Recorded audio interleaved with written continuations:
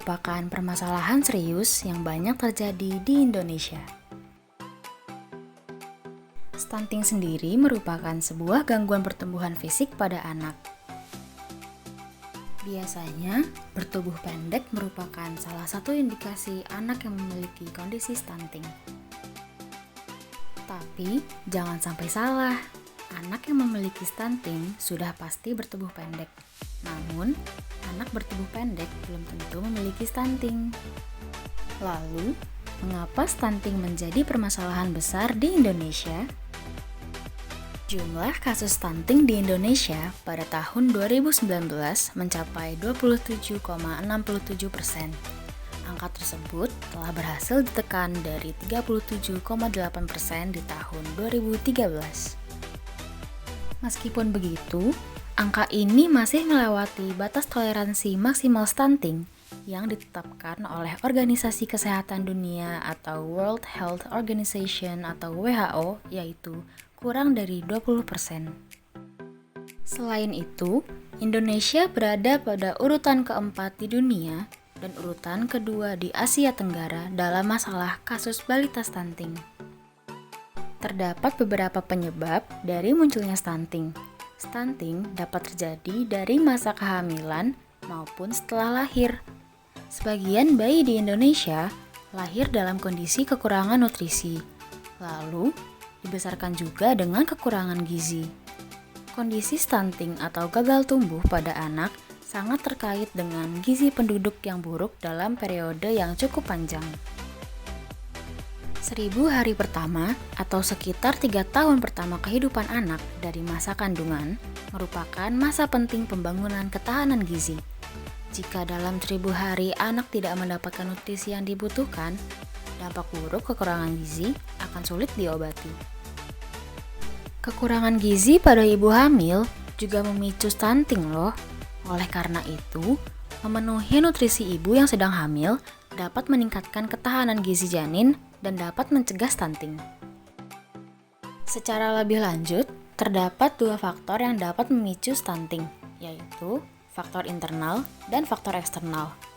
Faktor internal antara lain adalah kekurangan gizi kronis yang dapat memicu keguguran, anemia pada bayi baru lahir, bayi dengan berat badan lahir rendah, cacat bawaan, hingga kematian. Sementara faktor eksternal seperti buruknya fasilitas sanitasi, minimnya akses ke air bersih, dan kurangnya kebersihan lingkungan. Stunting memiliki dampak jangka pendek dan juga dampak jangka panjang. Dampak jangka pendek dari stunting yaitu terganggunya perkembangan otak, berkurangnya kecerdasan, terganggunya pertumbuhan fisik, dan adanya gangguan dalam metabolisme tubuh. Sedangkan dampak jangka panjang dari stunting yaitu menurunnya kemampuan kognitif dan prestasi belajar, menurunnya kekebalan tubuh dan mudah terserang penyakit, dan memiliki risiko lebih besar untuk terkena diabetes, obesitas, penyakit jantung dan pembuluh darah, kanker, stroke, bahkan disabilitas pada usia tua. Beberapa dampak fisik yang telah disebutkan tadi tentunya memberi dampak pada aspek psikologis anak. Aspek psikologis merupakan sesuatu yang terjadi pada diri manusia yang mempengaruhi mental atau psikis untuk mengalami perkembangan dan perubahan dalam tingkah laku sehari-hari, baik dalam pikiran, perasaan, maupun perbuatan. Pada aspek psikologis, stunting mempengaruhi psikososial anak. Menurut American Psychiatric Association, masalah psikososial merupakan masalah yang ditandai dengan adanya masalah klinis yang signifikan pada kognisi, regulasi emosi, atau perilaku individu yang mencerminkan adanya disfungsi dalam proses psikologis, biologis, atau perkembangan fungsi mental. Terdapat 3 aspek dalam masalah psikososial. Aspek pertama yaitu internalisasi, yang termasuk depresi, kecemasan, dan obsesif-compulsive disorder. Aspek kedua yaitu internalisasi yang termasuk attention deficit atau hyperactivity disorder atau ADHD, conduct disorder, dan kleptomania. Dan aspek terakhir yaitu atensi yang termasuk attention deficit disorder. Dampak psikologis yang pertama yaitu kecerdasan atau kognisi. Terdapat beberapa penelitian yang menyatakan bahwa anak yang memiliki stunting memiliki fungsi kognitif lebih rendah jika dibandingkan dengan anak yang tidak stunting.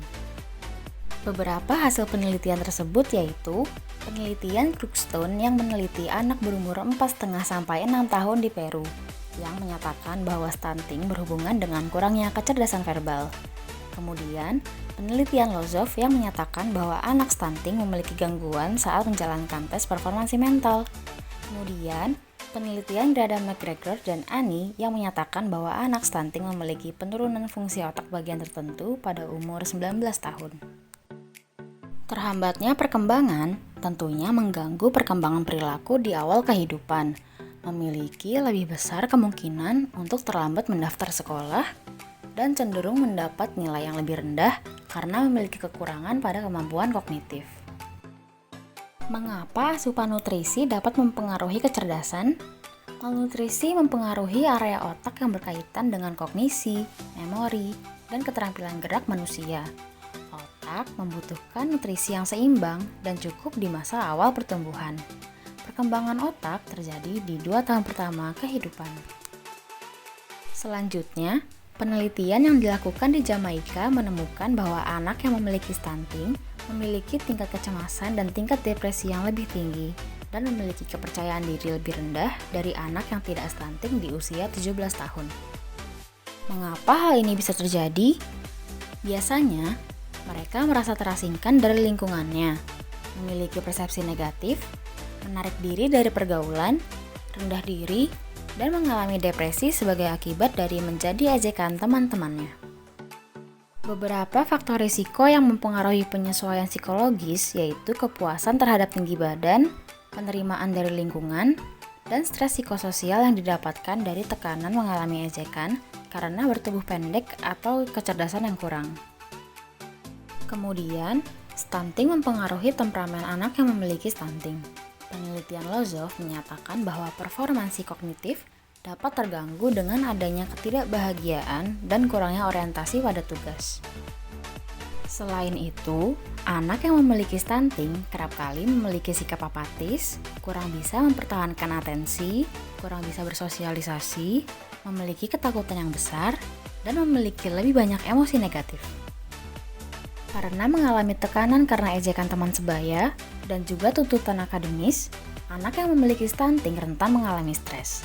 Beberapa penelitian menyatakan bahwa stunting di masa remaja berasosiasi dengan stigmatisasi yang berhubungan dengan stres psikososial.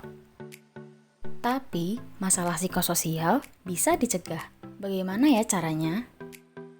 Terdapat beberapa faktor yang dapat membantu permasalahan psikososial, yaitu kepribadian yang positif, lingkungan keluarga yang mendukung, lingkungan sosial sebagai sistem pendukung untuk memperkuat kemampuan adaptasi remaja, dan keterampilan sosial dan tingkat intelektual yang baik.